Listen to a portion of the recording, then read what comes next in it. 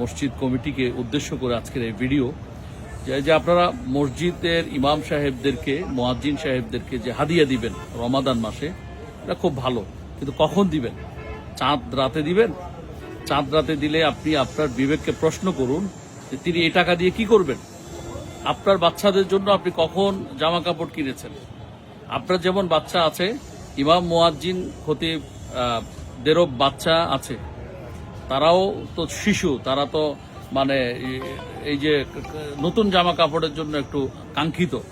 তাহলে আপনারা তো বিভিন্ন সরকারি বেসরকারি ফার্মে কাজ করেন, ব্যবসা করেন, আপনাদের টাকাগুলো কিন্তু আপনারা আপনাদের ফ্যামিলিকে, আপনাদের বউ বাচ্চাকে 15 রমজানে বুঝিয়ে দিচ্ছেন, 20 রমজানের মধ্যে বুঝিয়ে দিচ্ছেন, তারা কেনাকাটা করছে। তাহলে ইমাম মুয়াজ্জিনদের বাচ্চা কাচ্চা আছে, এদেরকে কিন্তু বোঝানো মুশকিল। পাশের বাসার যদি একজন জামা কাপড় কিনে, তাহলে ইমাম মুয়াজ্জিনদের বাচ্চারাও কিন্তু এরকম ভাবে কান্নাকাটি করে, নতুন জামার জন্য একটু মানে কাঙ্ক্ষিত থাকে। কথা বুঝছেন?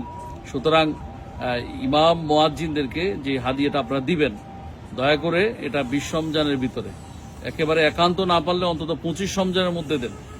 আপনারা দয়া করে এটাকে চাঁদ রাতের জন্য অপেক্ষা করবেন না।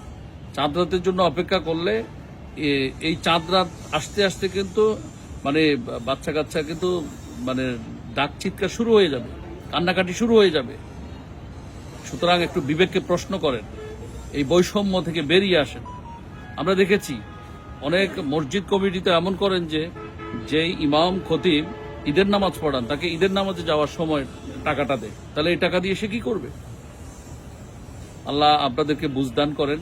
এই ভিডিওটি সকলে শেয়ার করে দিবেন।